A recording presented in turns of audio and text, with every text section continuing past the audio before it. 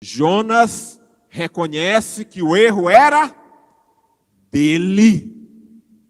Tem uma canção que diz assim: ah, Senhor, o erro não está no louvor, o erro não está no pregador, o erro não está na igreja, o erro não está no outro, o erro está em mim. Quantas vezes, por estar distante de Deus, diz que a palavra que não foi boa, diz que o louvor que não foi afinado, diz que a igreja que estava quente ou que estava frio. Não é nada disso. É você, Jonas. E enquanto não reconhecer, nada, absolutamente nada, vai mudar. Olha só o que diz em Jonas, capítulo de número 1, versículo de número 12. Jonas fez um pedido depois que ele reconheceu o erro, que o erro não estava no outro, o erro não estava nas pessoas, o erro não estava em Deus, o erro não estava na tempestade, o erro não estava no mar, o erro não estava nos outros deuses, o erro estava em Jonas. Olha só o que ele disse.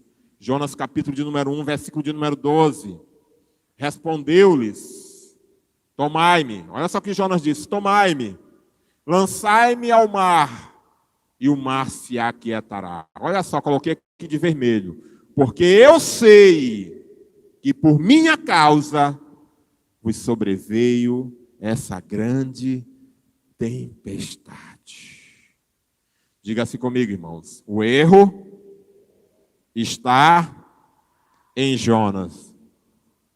Vamos agora trazer para a gente, diga-se comigo, o erro está em mim. Eu sei que a vida é feita de oportunidades. E talvez você ache que não teve todas as oportunidades que você merecia ter. Eu sei que talvez você se ache uma pessoa injustiçada. Mas eu queria te falar uma coisa fantástica, extraordinária e sobrenatural. Aonde você está hoje, o culpado ou o mérito é seu. Até aperfeiçoou. Aonde você está hoje, o culpado é você mesmo. E o mérito é de Deus que te capacitou. Se você acha que está num local bom, espiritualmente falando, familiarmente falando, como pessoa, como ser humano, foi Deus que te capacitou e Deus que te abençoou e você chegou até aí. Agora, infelizmente, se você não está num local que você acha bom, espiritualmente falando, ou numa família, ou num casamento, ou num trabalho, eu queria te dizer que a culpa é sua. E enquanto você não reconhecer a sua parcela de culpa, nada vai ser mudado. Porque o ser humano tem algo incrível. Ele transfere sempre a sua culpa e a sua responsabilidade para outra pessoa. Foi assim desde Adão, quando estava lá no Jardim do Éden, que Deus veio encontrar na viração do dia com Adão. Ele disse: Senhor, eu tive medo porque eu pequei e me escondi aqui atrás das folhagens. E então Deus diz: Adão, o que aconteceu contigo? Ele disse: Senhor, foi a mulher que o Senhor me deu. Olha, a culpa da mulher. E Deus então disse: mulher, Eva, o que aconteceu? E ela disse: ela não podia dizer que foi Adão, porque foi ela que ofereceu do fruto proibido a Adão, ela comeu primeiro. Ela disse: Senhor, foi a serpente. E Deus então não precisou nem perguntar para a serpente, né? Mas é culpa dos três.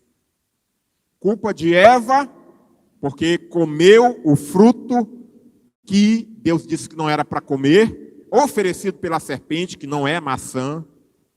A Bíblia chama o fruto do conhecimento do bem, da árvore do conhecimento do bem e do mal. Culpa de Adão, porque a esposa dele entregou o fruto depois que ela comeu, e ele também comeu. A única pessoa que não tinha culpa nessa história era Deus. E o que as pessoas fazem hoje em dia, amados? Elas fazem o inverso. A culpa é de Deus. É por causa de Deus que eu estou nessa situação. Não é, não. Não é de Deus, não. De maneira alguma. De maneira alguma. E pasme o que eu vou te dizer. Muitas vezes também não é do diabo, não. Certa vez, estavam sumindo os ovos e estavam apenas aparecendo as cascas de um certo local de um grupo de jovens. E ali, quando perguntaram, havia um dos jovens que estavam comendo os ovos. E ele não estava comendo o ovo cru. Só que não tinha fogo ali para ele fazer, não tinha panela, não tinha nada. E então descobriram como é que aquele jovem, um deles, daquela equipe, estava comendo os ovos que estava sumindo. Sabe como é que era? Ele acendia uma vela, aí ele pegava, colocava o ovo numa colher, um pouquinho maior, colocava água, colocava em cima da vela e cozinhava o ovo ali, uma parte. Depois ele girava o ovo e cozinhava a outra parte. Aí ele confessou aquilo, irmãos, aquela estripulia que ele estava fazendo. E aí quando perguntaram para ele, por que você fez isso? Estava cozinhando o ovo aqui na colher, em cima de uma vela. Quem foi que te deu essa ideia? E ele disse, foi o diabo. Irmãos, naquela hora apareceu uma mão bem grande e pá, que ele caiu girando assim. E o diabo disse, não ponha a culpa em mim, que eu nunca tive essa ideia. Irmãos, quantas pessoas têm ideias diabólicas e colocam a culpa no diabo. Colocam a culpa em Deus.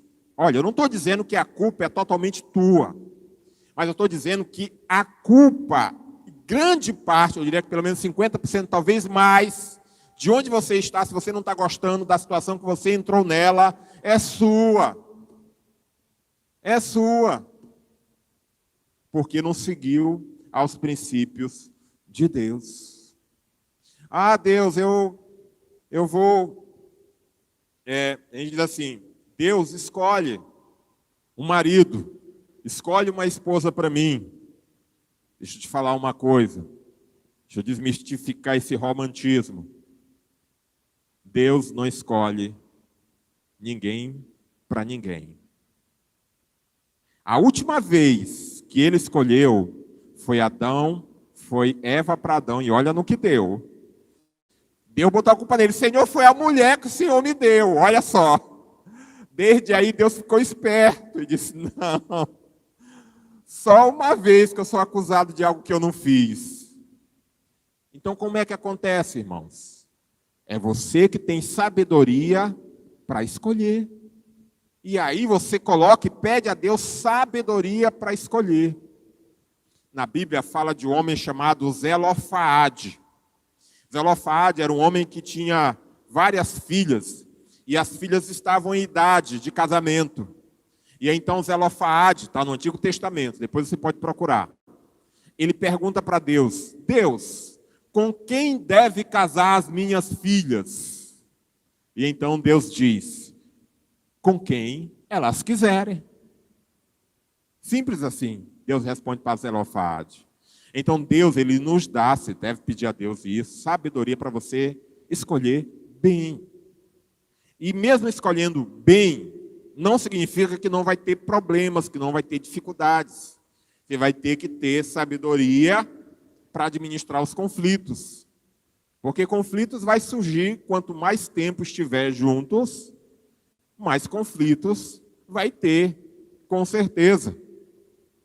Recentemente, nós estivemos visitando lá a casa da dona Alcertes e seu Francisco. Ela tem 94 anos e ele tem 104. São casados já há 79 anos. Desde 15 anos de idade dela, que ela se casou com ele. O único esposo, estão juntos até hoje, irmãos, até hoje. E ela diz, ela conversando comigo, com a pastora Honorina, ela disse, pastores, eu era uma pessoa difícil. Aí, irmão Francisco do lado, é mesmo, Senhor. Depois de 79 anos de casado. Mas eles resolveram viver bem. Cada um reconhecendo o seu erro. Cada um fazendo a parte que cada um deveria fazer. Por isso que eu digo que as coisas só começam a mudar quando a pessoa reconhece o erro. E aí, quando você reconhece o erro, você tem que estar disposto a um negócio, tá? Você tem que estar disposto a sofrer as consequências daquele erro. Isso é que é mais difícil, irmãos. Isso é que é mais doloroso. Por exemplo, um marido que é casado, trai a esposa, gera um filho fora do casamento, se arrepende, a esposa o perdoa e eles continuam juntos. A esposa perdoou, amém. Deus perdoou, amém. Mas qual é a consequência? Qual foi a consequência? O filho. Não pode desprezar o filho. Tem que ter uma responsabilidade com aquele filho que foi gerado mesmo fora do casamento.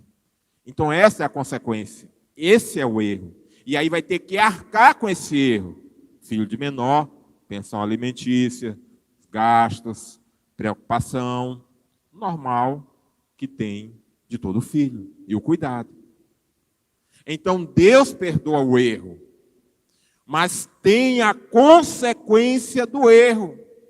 Mas para que você possa se sentir perdoado por Deus, tem que reconhecer qual é o erro. Por isso que Jonas disse, por minha causa é que esta tempestade está acontecendo aqui. Por minha causa é que esse navio está para afundar. Olha só, irmãos, em Jonas capítulo de número 1, verso 14 e 15. Jonas pede então para que lancem ele no mar. Olha só como é que os marinheiros lançam Jonas no mar. Então clamaram ao Senhor e disseram, Senhor, rogamo-te que não pereçamos por causa da vida deste homem, e não nos faça cair sobre nós o seu sangue quanto a nós. Eles pediram perdão a Deus, antes de jogar Jonas no mar. E ele diz assim, a nós, inocente, porque tu, Senhor, fizeste como te aprouve. E levantaram Jonas, e o lançaram ao mar, e cessou o mar a sua fúria. Por isso a gente colocou aqui nesse item, irmãos. Jonas reconhece que o erro era dele. Não deixe o seu navio afundar. Não deixe seu casamento afundar. Não deixe seu emprego afundar. Não deixe suas amizades afundarem. Escolha ser lançado no mar. Reconhecer o teu erro. E dar a volta por cima. Porque lá no mar Deus vai fazer o milagre. Aleluia, louvado seja o Senhor. E mesmo existindo as consequências pelo erro, mas isso não vai te destruir, porque Deus tem um novo plano e um novo propósito para a sua vida. Em nome de Jesus.